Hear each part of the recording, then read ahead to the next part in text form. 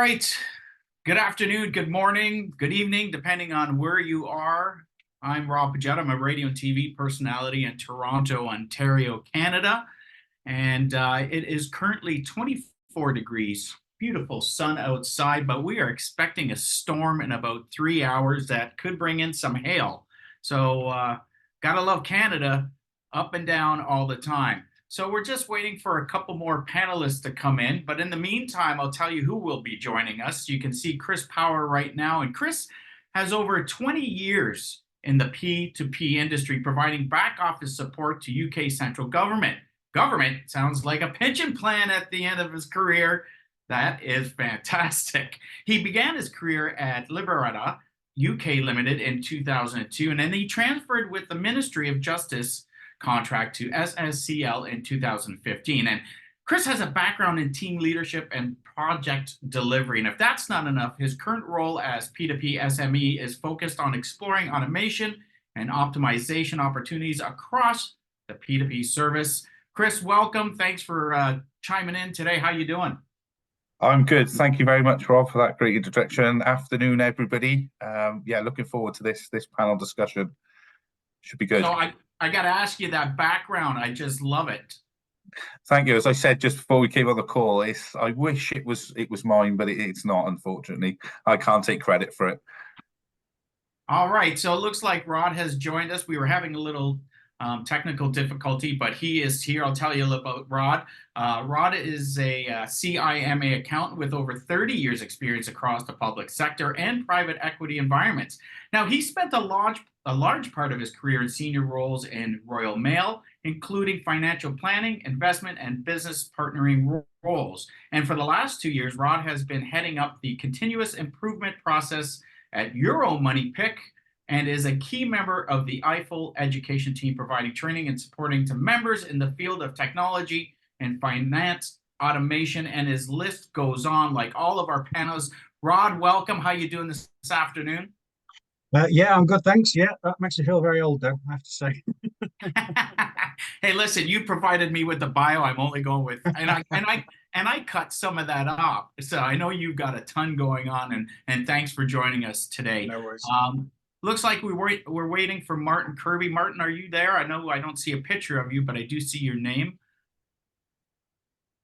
Doesn't look like he is. So what we're going to do, folks, is we're going to answer some of your questions.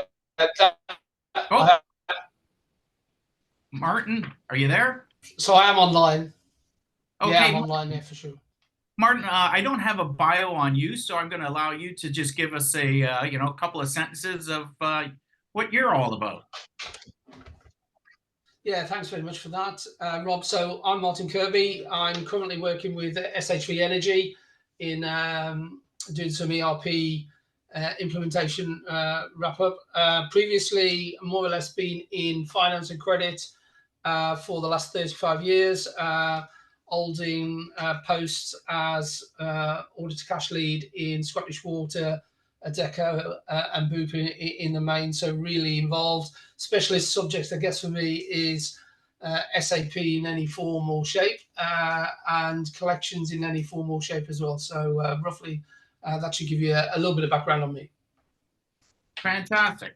Okay, so gentlemen, we're going to start off with some of the questions that our audience has thrown you, and we'll just kind of go around the room. Chris, I'm going to start off with you for this one. Somebody wrote in that said, my company wants to start automating our invoice data entry using OCR. I have seen sometimes that OCR success rates can be low. Do you have any advice on how to reach close to 100% success, or any ideas or other options rather than OCR? So obviously somebody wants to be perfect, and this is important to them to get it close to 100% as possible. Yeah, absolutely. I think that's all our goals. It's really interesting that this question came up, actually, because I'm literally just kicking off a project in SSCL where we're actually looking at our OCR success rate and trying to increase it. Just for a bit of background, we currently perform around 30%, which isn't fantastic, and I can give you a couple of reasons why that's the case. In terms of OCR itself, there's plenty of different technologies in the market, and over the last sort of 12 months, I've been looking at various ones. We do have an existing OCR platform. It's an Oracle WFR character recognition software that reads our invoices. So my first point of call, I don't think WFR that I use personally is the best tool. From what I've seen, there's a lot of good technologies in the market. So my first advice would be go and explore those technologies. I can provide you know, some names of certainly some companies that I've seen and have had demos with over the past sort of 12 months that may be worthwhile exploring. It's also good for you guys to understand really the data that you've got. So certainly what I've experienced here, and probably why our OCR rates are so are quite low, is that the actual data that we've got in our ERP system is not helping the OCR platform and helping that success rate. So we've got bad data. Our supplier master data, for example, needs a lot of work. There's a lot of duplication in there. We are trying to cleanse it.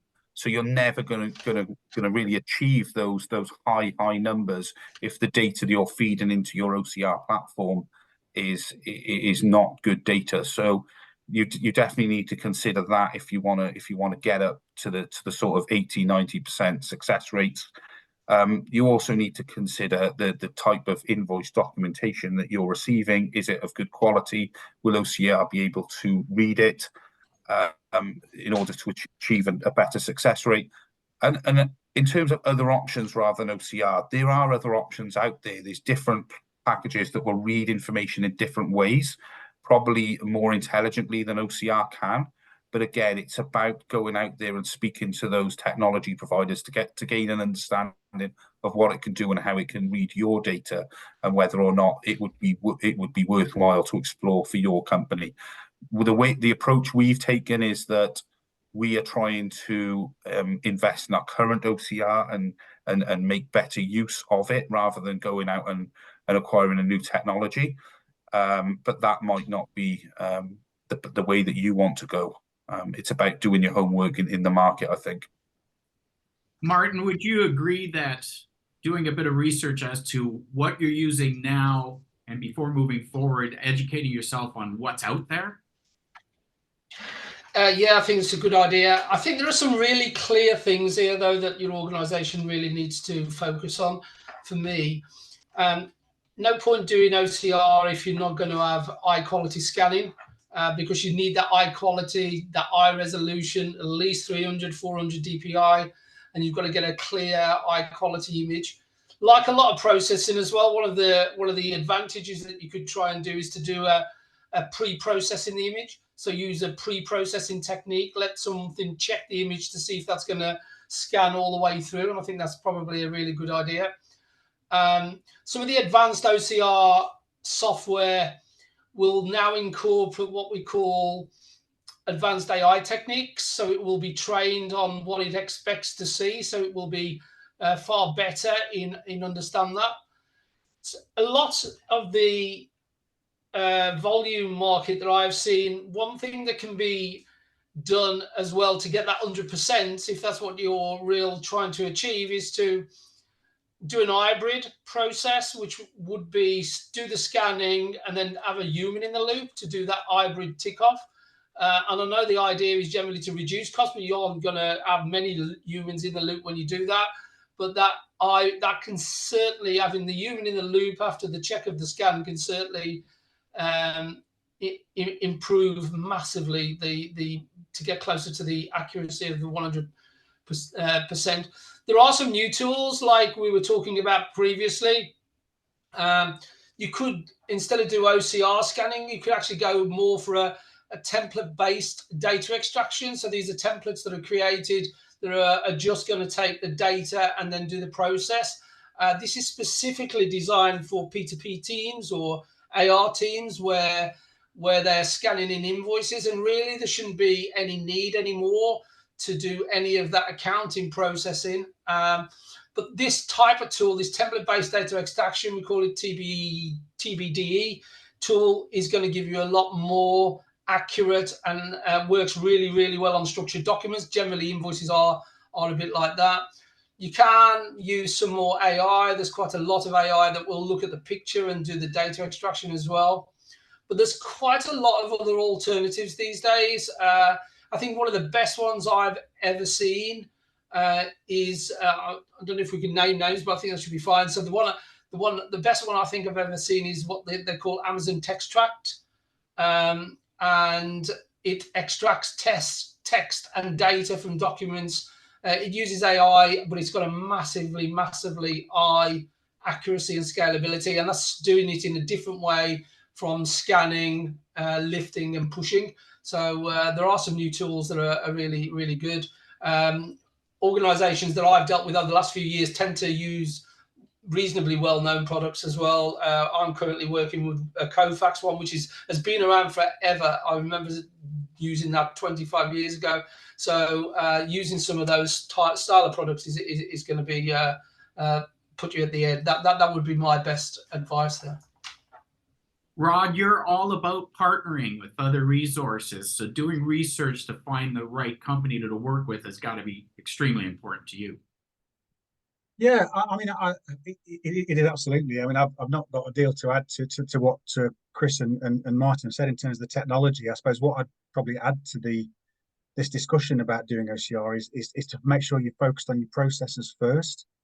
So, no matter how good the technology is, no matter how sophisticated it is, if your processes aren't standardized, simplified, and you've got people across the business doing things in the same way, that's going to impact on your hit rate, your happy path of getting that stuff through first time. So really sort of touching on what Chris was saying, it's, I've come across examples where you've got, different parts of the business where, for example, raising a purchase order, you've got one part of the business that reverses the price and quantity when they're raising the purchase order. Right, so which is to try and get over some issues around partial receipting within the ERP, but then you've got that sort of complete difference then in approach in different parts of the business. And when you try to then put an OCR tool in that's going to be looking for things to be presented in a consistent manner, you're going to get a very high rejection rate as part of that. So I think it's always, the technology is obviously hugely important, but it's as important to to review your processes and look at those critically before you go down that path. Well, thank you, gentlemen, for answering that question so thoroughly. Let's move on to our next one from an audience member. How would you suggest I go about analyzing the possible benefits of automating our AP and presenting it to my boss? Martin, why don't you start off with this one? We got you on mute there, Martin. You're still on mute. Do apologise for that. Just trying to take the background noise away if there was any. Thank you so much. I actually quite enjoyed looking at this one as well. I thought it was a really good. I thought it was a really good question. So for me, I think you've probably got you've really got to define what the current process is first, and really start to understand that. What sometimes you find is that people will move into what they want, the target operating model that they want it to be, and I think that's a really dangerous thing to do from the outset. So I think you have to be really careful about that. But identify the current pain points is what I would say. I would then say define and understand what those objectives are. Establish clear objectives for automation as well, and such as reducing the processing time, minimizing errors and stuff like that. And really be careful when you do it, but really take some time on conducting a cost benefit analysis. Calculate the current costs. You need a starting point. You'll need to understand that. That will include labor, storage, process, errors, etc., and then estimate the costs of what it's going to do to implement a new process, and then look at what the project of the potential savings are. I think that's where I would do. Definitely research thoroughly solutions. Really research that. Make sure that you get the right solution. Do pilots, do tests, analyze the pilot results as well. So don't be scared to force analysts to do all those pilot tests before you actually go live with anything. And then you're going to have to prepare that detailed report. So I think you've probably got 2 reports to prepare. You've probably got to have an executive summary, and then you may need to provide evidence to go with that as well. That would be the way I would approach that for sure. Rod, let me ask you this question. When I look at this question itself, and we're talking about presenting information to your boss, time is money. How much time should you take up presenting this issue to a boss? I know. I think the honest answer to that is as much as is necessary. You know, it depends very much on whether you've got that buy-in to begin with, whether this is a top-down thing that's, you know, you're being tasked to deliver certain benefits, or whether you're trying to persuade the people further up the chain to go down your route. I mean, I think one thing that certainly in my experience with automation projects that's really important is to, when you're looking at benefits, focus on not just savings, focus on value. So it's not necessarily just about removing costs, it's about what value that is going to add to your business. And sometimes you need to think a step removed from the obvious benefits of sort of, you know, taking heads out, because you've got a couple of issues with taking heads out. One, it's quite difficult to do. Buy-in becomes quite difficult when people are fearing that their jobs are going to be under threat, and the rewards are not always necessarily as big as you think they're going to be.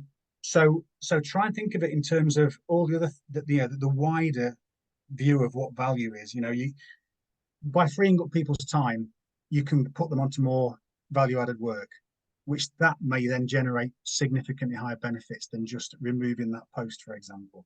So coming back to what Martin said, be really clear about why you're doing this. What are your objectives? What are you trying to achieve? You know?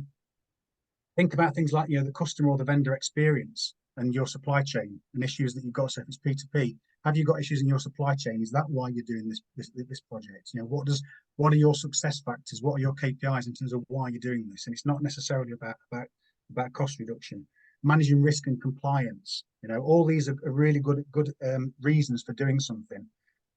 So try to get that view that's wider than just being sort of very narrow. And I think the other thing I would say is that benefits identification is relatively easy to do. Benefits realization is quite hard. And understand that's the case before you set out on it, because, and that really again touches into what Martin was saying about making sure you've got your baseline. You know, understand where you are now and what good looks like, and then actually have mechanisms in place so that you can measure it before and after. Because certainly, you know, I've seen hundreds of projects where people will identify benefits within a business case and they'll say, yeah, we're going to deliver X, Y, and Z. But how often, when you get to the end of that, has a baseline moved and there's obfuscation and fudging around it? So, you know, you've got to really understand what it is you're trying to deliver, and make sure you've got benefits realization as part of your task, not just identifying them up front. Thank you, Rod. Now, Chris, change is scary sometimes. So how can you help a team understand that automation is going to be better for them? I think it's a natural human reaction. You know, we all hear about AI, automation, robots are going to take over the world. I think it's a natural human reaction for people to be worried about how this impacts them, how it impacts their jobs. It's probably the same when Excel was launched, and accountants probably had exactly the same reaction, but I'm pretty sure there's just as many, if not more, around today than there ever has been. I think it's a case of really sending the message home that actually technology is designed to help us, not replace us. You know, AI, any technology in any form, whether that be personal work or whatever, is here to really complement our processes, make them more efficient, make them more accurate, and really help us. Really, I think Rod, I think it might have been you touched on the fact that it might free up our guys to do actually value-added tasks. So people's job roles may change from a repetitive role to something that looks a bit different, but actually people aren't going to be replaced. Another way that you can help them understand is when you're looking to do automation, that you actually take them on the journey with you, especially the people who are involved in the process day to day. They know the process inside out. They can be a part of that change, so that if they play a role in it, then they're going to more likely to be much more accepting of it when it actually happens. And actually they'll see the benefit because they've done the analysis with you. to understand what technology is doing, what we're trying to achieve, and how it can actually make our working lives better. Well, speaking of automation, Martin, what are some of the biggest benefits you've experienced yourself from using automation?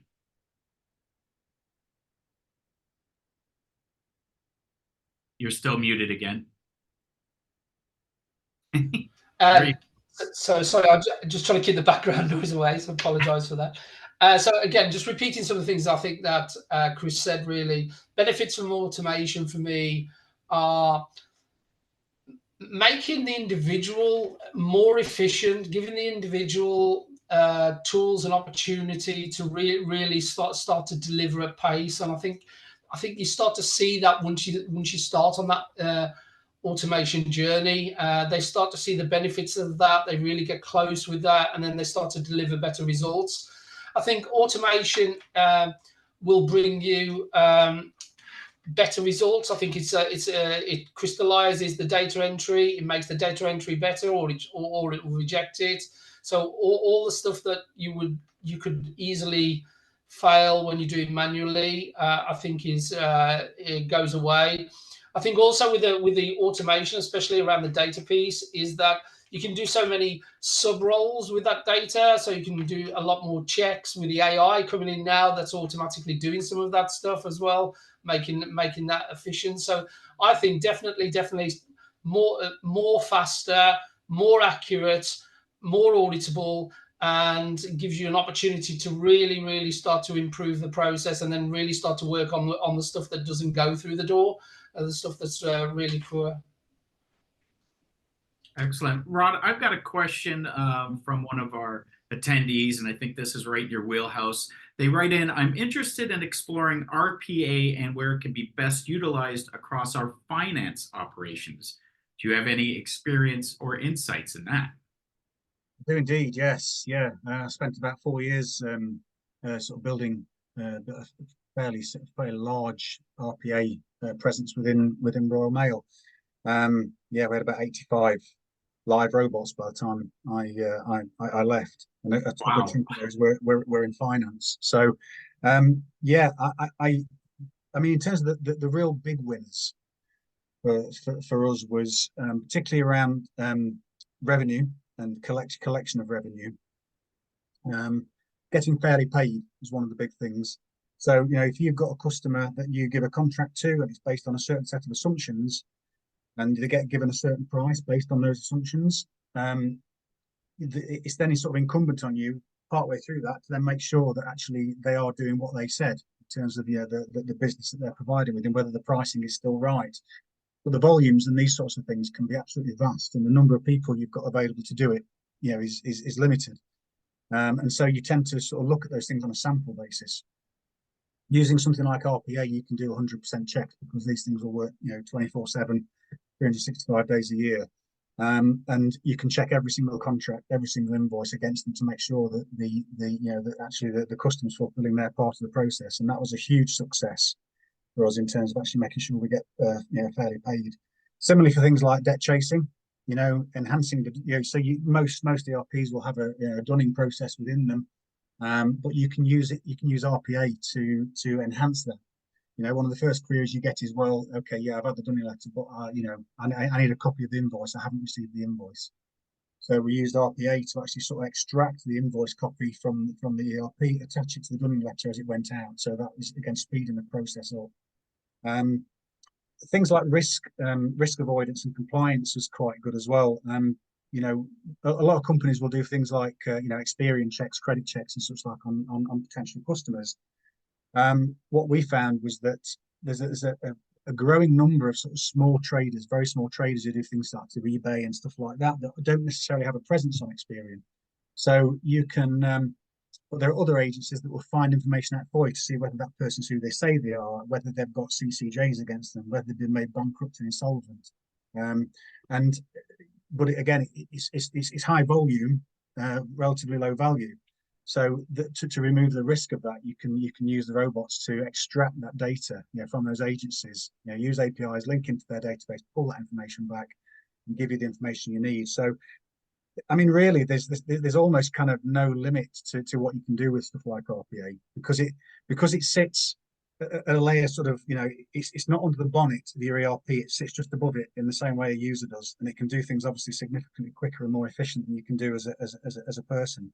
But even silly little things like one of the issues that we had, was vast numbers of purchase orders that haven't necessarily been closed down. So they're carrying accruals and tying up working capital in the ledgers, and simplified that process by enabling people just to literally fill in a purchase order number with a line number, stick that on a spreadsheet, comes into a central mailbox, the robot picks it up, goes into the system, closes the purchase orders down, and frees up the accruals. And things like that, particularly when you get to like half a year and year end, that saved just inordinate amounts of time and made the account significantly more accurate. So yeah, I mean, dozens and dozens of use cases, but it's really just limited by your imagination. But it really comes back to what Martin said of understanding what your pinch points are. No one knows your business better than you, so you know where the pinch points are. You know where the things that are causing you pain are, and that's where obviously you get that information first, and then understand how the technology can help you get over them.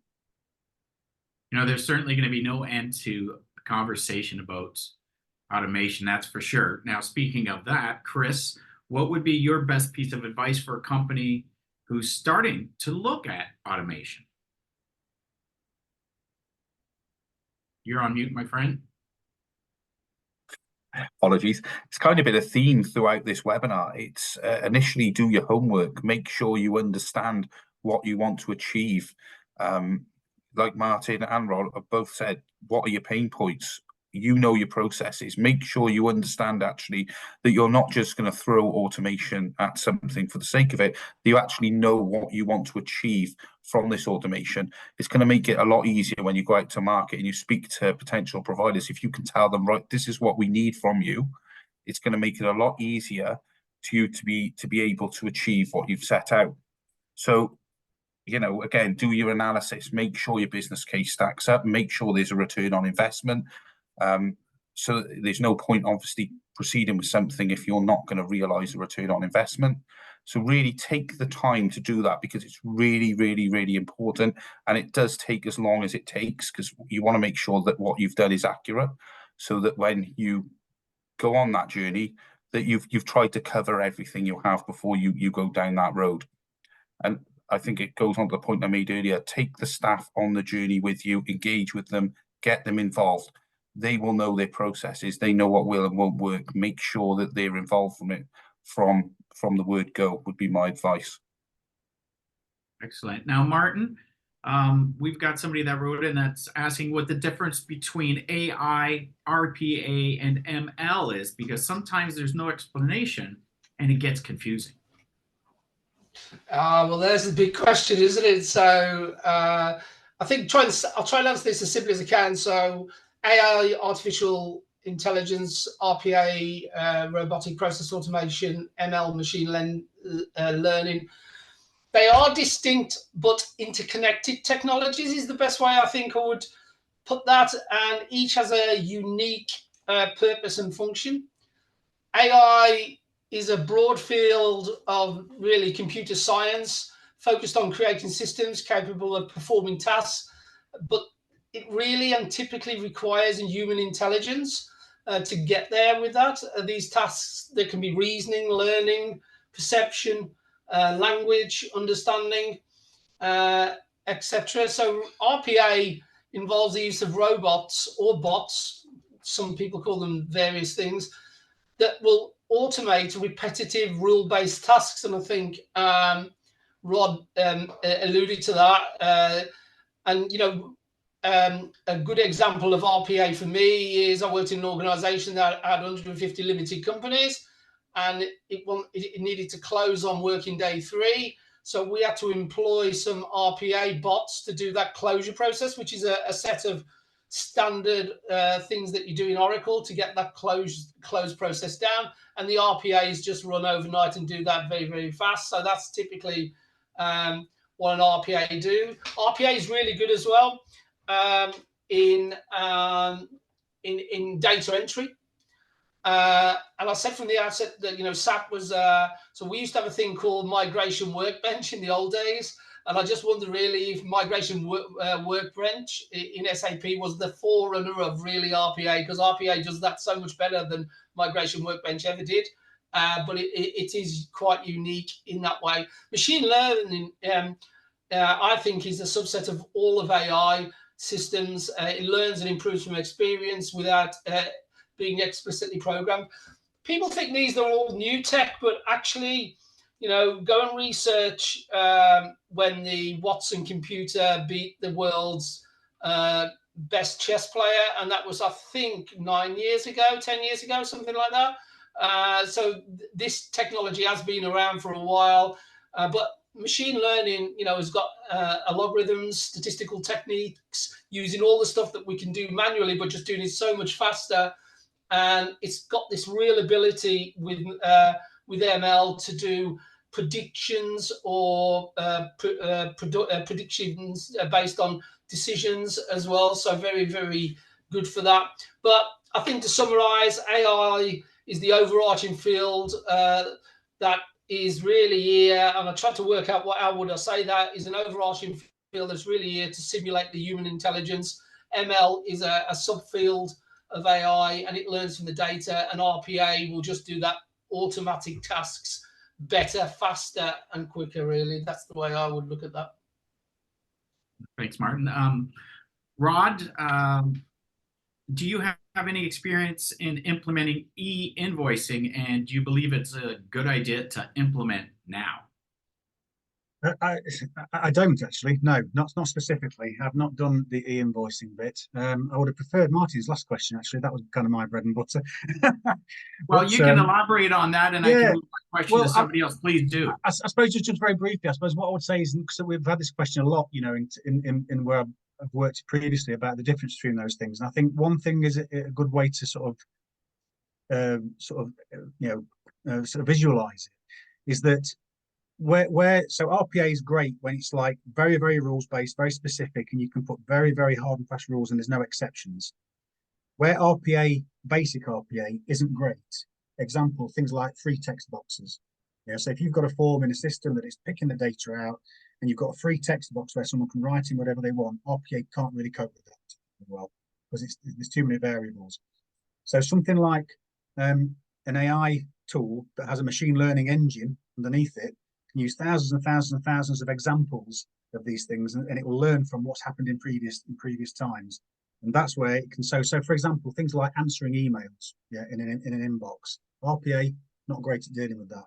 An AI engine that's got a machine learning package, engine underneath it, great, because it can then use thousands and tens and hundreds of thousands of examples of previous ones, where it'll actually be able to read it and then make a quasi-human attempt at interpreting it and get to very, very high levels of accuracy. So it's really just AI is like it's like the next step, if you like, on the journey from starting with RPA. And it sometimes gets called IA, intelligent automation, where it just actually sort of takes to that next level and starts adding some human-like characteristics, like proposing the next best action and things like that as a part of it. But I'm afraid I'm probably not the best placed person to talk about e-invoicing. Maybe one of the other guys has got some experience on that. Chris, Martin, do either of you have any experience in implementing e-invoicing?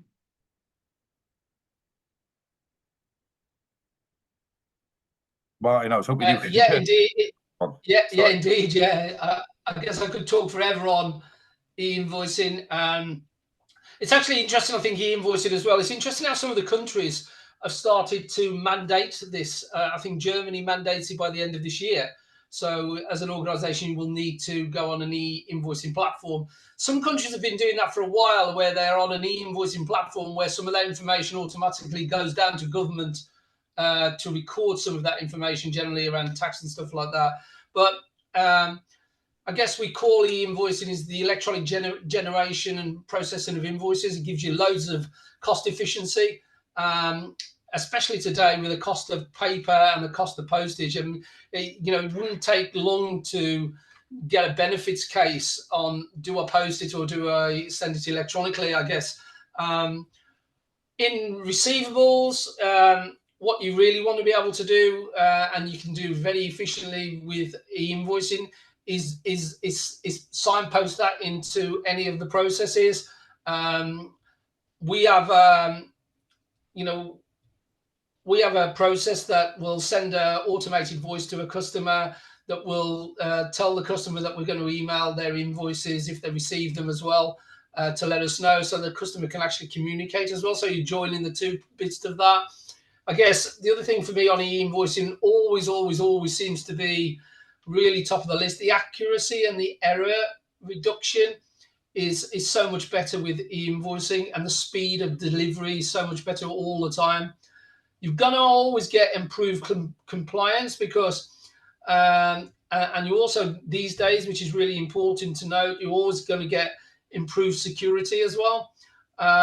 So I think that's really important, and especially as that regulatory requirement moves on. There are across, if you look at some of the solutions across Europe, they make this really easier. Again, something like a Pajero in some countries is a default. That can be e-invoicing with Pajero can be just as simple as in adding a printer to your system, and then it will push that down the pipe as well. So some really interesting ways of doing that. And I think the other spin-off for me always on e-invoicing is the amount of analytics that you get from the system. It's great to know when people have touched it. You can actually do some analytics about when do they read it, when do they open it.